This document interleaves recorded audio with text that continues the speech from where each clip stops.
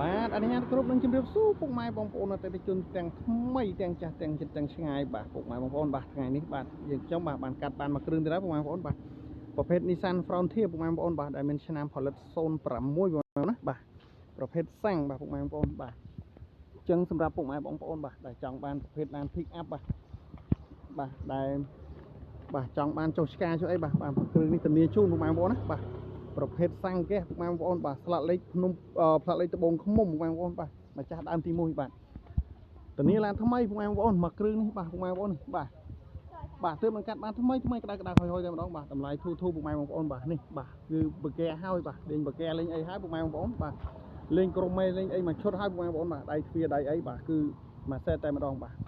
ខាងក្នុងពុកម៉ែបងប្អូនបាទប្រភេទក្នុងលឿងបាទពណ៌សក្នុងលឿងពុកម៉ែបងប្អូនបាទប្រភេទឡានស្អាតពុកម៉ែបងប្អូននេះបាទគឺនៅស្បែកស៊ីន original តែម្ដងបាទពុកម៉ែបងប្អូនបាទមានតម្រូវការបាទចង់បានប្រភេទឡានជិះជាលក្ខណៈគ្រួសារបាទសូមកុំភ្លេចបាទឬក៏ពុកម៉ែបងប្អូនចង់បានឡានចូលឆ្កែបាទមកគ្រឿងនេះធានាជូនពុកម៉ែបងប្អូនបាទធានាទៅលើប្រព័ន្ធម៉ាស៊ីនប្រអប់លេខប្រព័ន្ធភ្លើងប្រព័ន្ធម៉ាស៊ីនត្រជាក់ធានាទៅលើការបុកប៉ះកាត់តដូរពណ៌បាទធានាឯកសារគ្រប់ 100% កាត់ឈ្មោះបាន 100% ពុកម៉ែបងប្អូនណា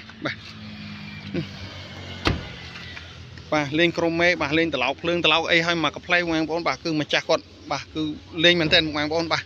ម្ចាស់គាត់តុបតែងឲ្យស្អាតបាទបងប្អូននេះបាទសំបីតែ inox ខ្ចក់បាទក្រុមមេបាទ inox ខ្ចក់គឺមកកាផ្លែតែម្ដងបងប្អូនបាទអញ្ចឹងឡាននេះពុកម៉ែយកទៅបាទចាក់សាំង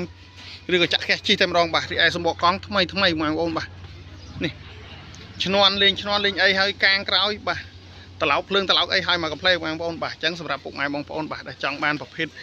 pick up បាទប្រភេទ Nissan បាទសូមកុំភ្លេចបាទមកគ្រឿងនេះខ្ញុំធានាជូនពុកម៉ែបងប្អូនបាទធានាទៅលើការបុកប៉ះកាត់តដូរពណ៌ធានាឯកសារគ្រប់កាត់ឈ្មោះបាន 100% បងប្អូនបាទ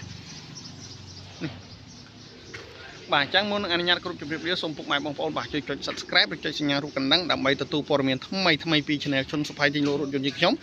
ឬក៏ពុកម៉ែបងប្អូនបាទតាមដាន Facebook Page យើងខ្ញុំបាទសូម Like ចុច Share បាទដើម្បីទទួលព័ត៌មានថ្មីបន្តទៀតបាទអរគុណច្រើនសម្រាប់ការគាំទ្របាទ